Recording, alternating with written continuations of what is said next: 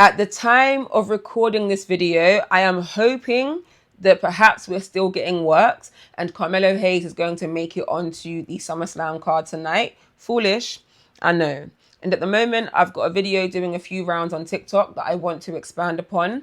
And in that video, I highlighted Tony Khan's push of Kevin Knight and called out Triple Pinocchio's constant sidelining of Carmelo Haych, because in the past year, Kevin Knight's ascension has been visibly steady, but Carmelo Hays' booking feels like start, stop, disappear, start, get sidelined. It's not on. And also, I will never forgive Triple Pinocchio for finally giving Carmelo Hays his moment and winning the United States Championship, but spoiling it for Carmelo Hays and the fans by having him win it on a pre-taped episode of SmackDown at Christmas. And the episode was taped a whole week in advance. I think in my next video, I have to tackle Triple Pinocchio's recent comments on Busted Open Radio about wishing that fans would put their passion into the talent instead of blaming the writing. This video is a prime example of why we blame the writing. It's pro wrestling. A wrestler can only be as good as the writing that they are given. They can only work with what they are given. Their character and their storyline can only be as good as the pen that is writing said character and storyline. And if we feel as though a wrestler is being shafted time and time again, where else are we going to direct our passion? And using the word passion is so disingenuous from Triple H, because he knows that we are directing our frustration at the writing. And any passion that we might have for a wrestler is constantly quelled by bad booking. If they are being booked at all, we get used to our faves not ever getting wins or never getting that moment. Or when they get that moment, it feeling like a here damn kind of moment. To top off his disingenuous comments on Busted Open Radio, Triple Pinocchio was asked on the SummerSlam post-show about Damian Priest's recent comments about the locker room being bored of the same faces being in the main event spots, and Triple Pinocchio gave an extensive answer, an extensive amount of BS, but what stood out to me was him saying that the talent should get the crowd reactions, and if they do, they will get moved into that top spot. But don't you have to book talent on TV consistently to give them a shot at even getting those crowd reactions?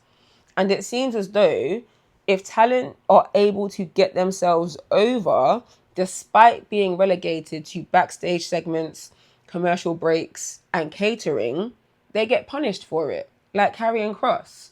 Triple Pinocchio is an absolute joker, and I feel as though he has to be trolling when he says these things out loud. Before I get into my comparison of the booking of Kevin Knight and Carmelo Hays, I want to clarify something that I said in my original TikTok video. So we know that Kevin Knight was booked in the main event of Redemption to challenge Kenny Omega, one of the greatest to ever do it, for the AEW World Championship. And I'll be honest, when that match was announced, my first thought was, this is not a pay-per-view main event.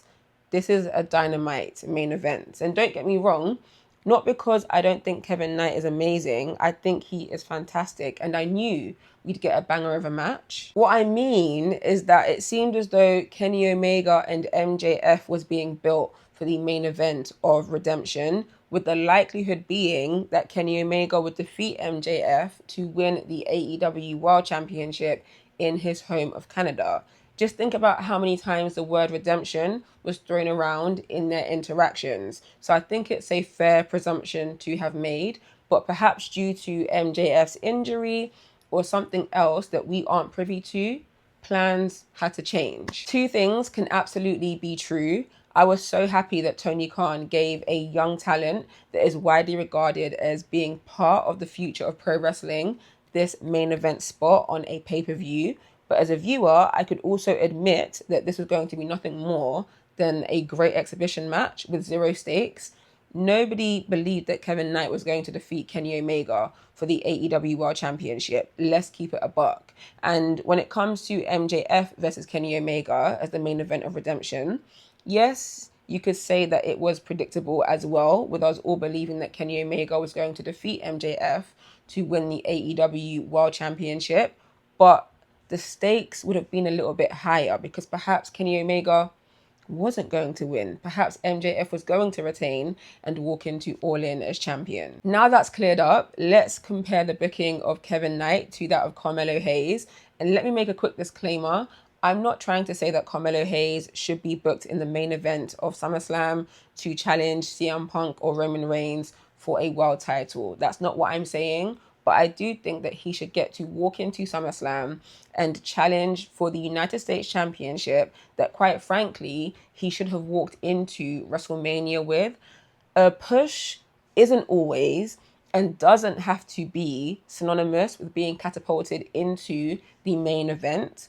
All I'm saying is that Carmelo Hayes deserves to be booked consistently and given the courtesy of being booked on a PLE, especially given the way that he carried SmackDown on his back as the United States champion. In November, December 2025 is when we started to really see Kevin Knight break out in the Gold League of AEW's annual Continental Classic tournament, and he scored some big victories, one over Darby Allin, a rare pinfall victory over Kazuchika Okada, and he went to a time limit draw with Pac in one of my favorite matches of the C2 in 2025. In November 2025, Carmelo Hayes' booking started to trend upwards as well. He defeated Bronson Reed in the first round of the Last Time Is Now tournament, albeit by countout, and it was overshadowed by Cody Rhodes' promo, which was a great promo, but I was a bit annoyed that it overshadowed Melo's win.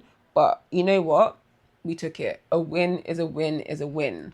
Now, there was no way that Carmelo Hayes was going to defeat Gunther in the semi-final of the Last Time Is Now tournament, just like Kevin Knight with Kenny Omega.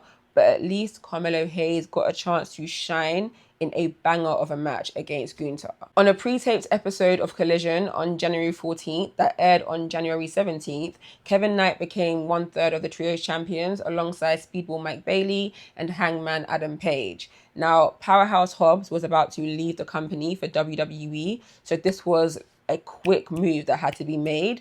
But what was nice about it is that Kevin Knight scored the winning pinfall over Powerhouse Hobbs. Ironically, a similar thing happened to Carmelo Hayes, who won the United States Championship from Ilya Dragunov on a pre-taped episode of SmackDown on December 19th that aired on December 26th.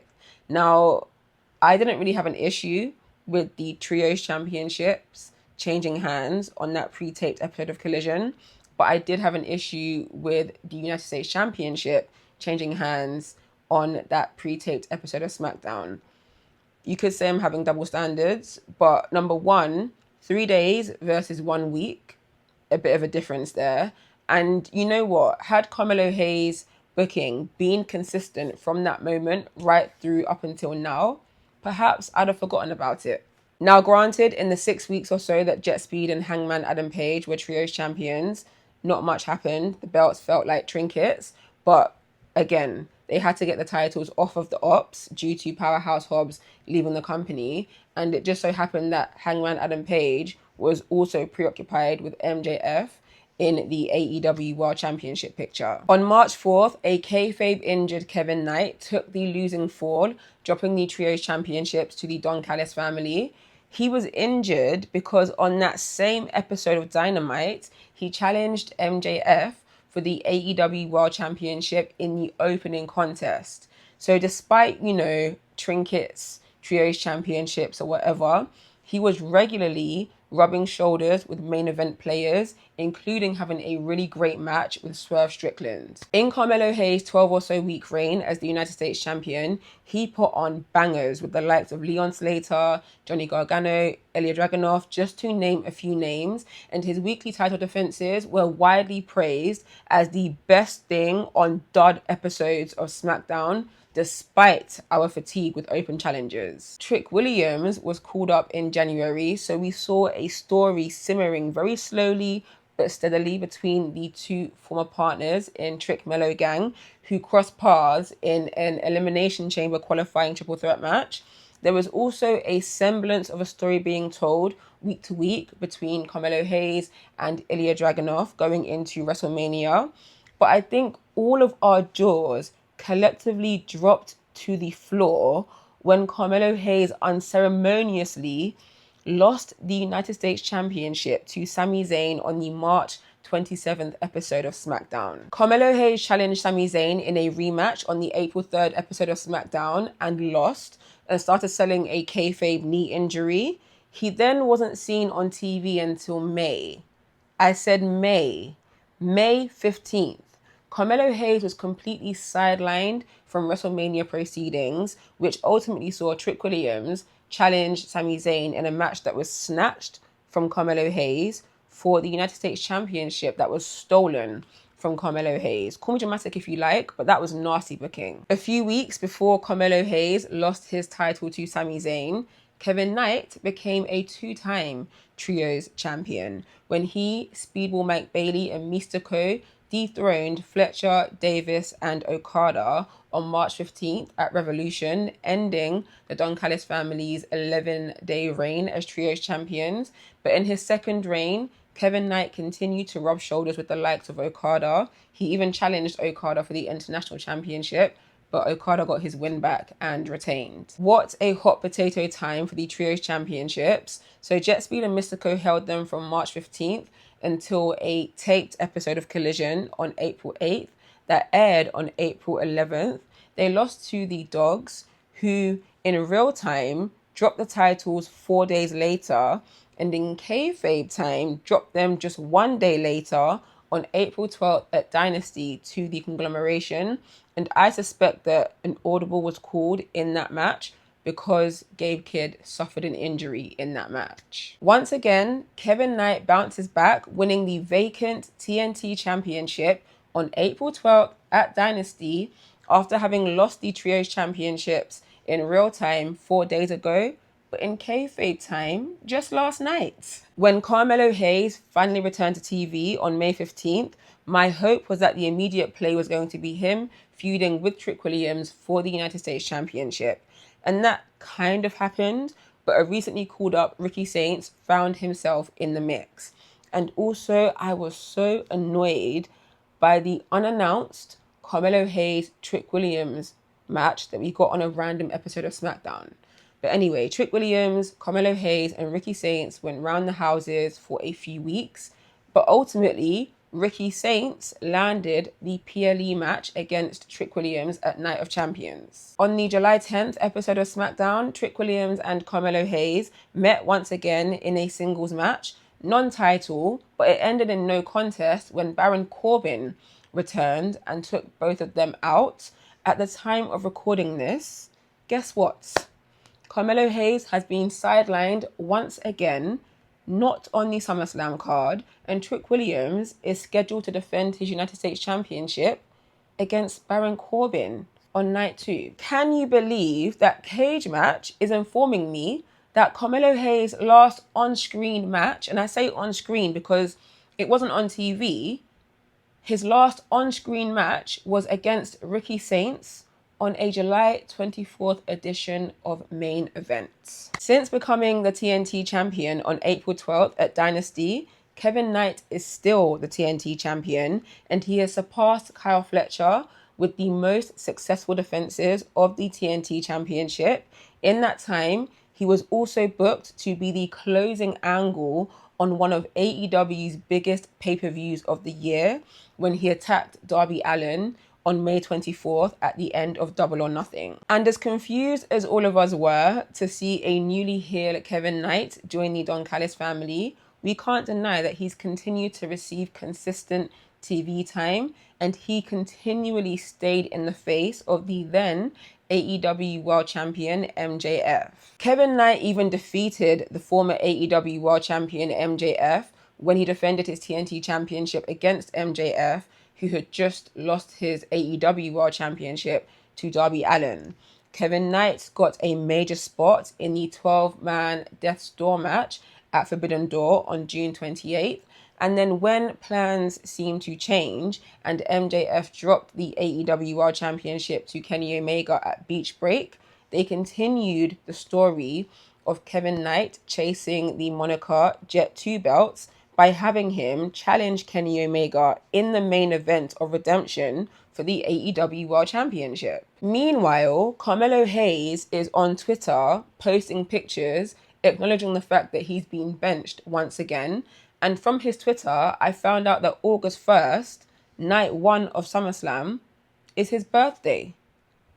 He's been sidelined once again on his birthday. Listen, I'm not saying that because it's your birthday, you're owed a PLE match, but it makes it cut a little bit deeper.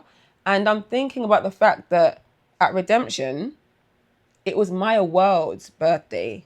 On Maya World's birthday, she won the TBS championship. Carmelo Hays on his birthday is getting sidelined. Like I said earlier in the video, foolishly, I'm hoping that we're being worked and somehow Carmelo Hays turns up on the SummerSlam Night 2 card. But let's see what's next for Carmelo Hays in general, because I want to be hopeful that his booking gets better, but that seems like a hopeless endeavor. And it's not just the case with Carmelo Hays, it's the same for other talent as well.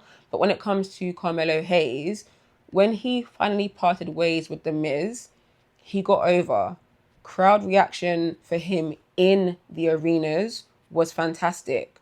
The support for him online was amazing. It seemed as though his time had finally arrived when he had that run with the United States Championship. But then he lost to Sami Zayn, got sidelined from WrestleMania, now sidelined from SummerSlam.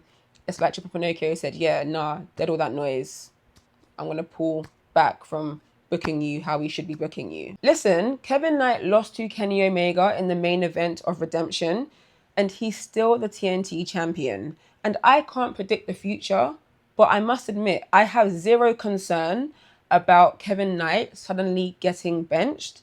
When it comes to Carmelo Hays, different story entirely. Sidelined from WrestleMania, sidelined from SummerSlam. Carmelo Hays does not deserve this poor treatment. He carries SmackDown on his back as the United States champion. And I'm not saying he has to be champion all the time, but he should be a solid mid-card staple that we see on TV weekly, or at least almost every week. He should be booked in sweet spots in storyline, whether he's champion or not. As a fan, I feel disheartened seeing his booking and talent like him. I can only imagine what he and other talent like him are feeling.